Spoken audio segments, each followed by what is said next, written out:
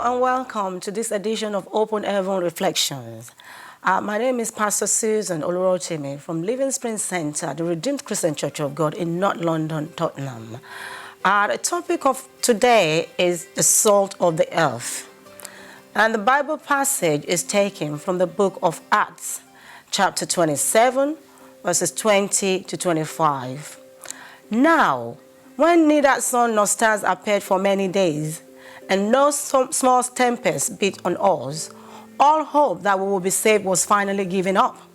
But after long abstinence from food, then Paul stood in the midst of them and said, "Men, you should have listened to me, and not have sailed from Crete and incurred this disaster and loss.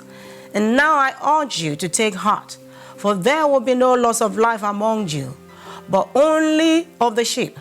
For there stood by me this night an angel of God, to whom I belong and whom I serve, saying, do not be afraid, Paul.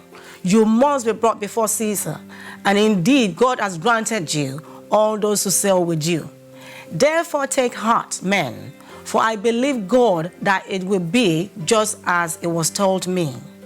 The memory verse is taken from the book of Matthew, chapter 5, verse 13. "You are the salt of the earth, but if the salt loses its flavor, how shall it be seasoned? It is then good for nothing but to be thrown out and trampled underfoot by men." Reflections. From the teaching on the Mount called the Beatitudes, the Lord clearly gave us an image in that very inspiring sermon. He said that we are the salt of the earth, and that we should provide that flavoring to our world. We are also the light of the earth. The world we live in is full of darkness. We as children of God have been called upon to provide the much needed flavoring and light into our world. There are so many things going wrong in our world. Some decisions that the politicians make are beyond comprehension. Depression and agony is sold at a reduced price, so it can be bought easily. Unfortunately, those of us who are children of God also allow ourselves to fall into the trap of the devil by not shining forth the light of God. That is a tragedy. From the Bible passage that we read today, Paul was on his way to Rome for his trial. At sea, there was problem, and the people thought that they were going to lose their lives. Paul, a servant of the Most High God, who hears from his Father, told them emphatically that there would be no loss of life. He was able to provide the much needed succor to the people. Are you providing comfort and succor to those who are hurting around you?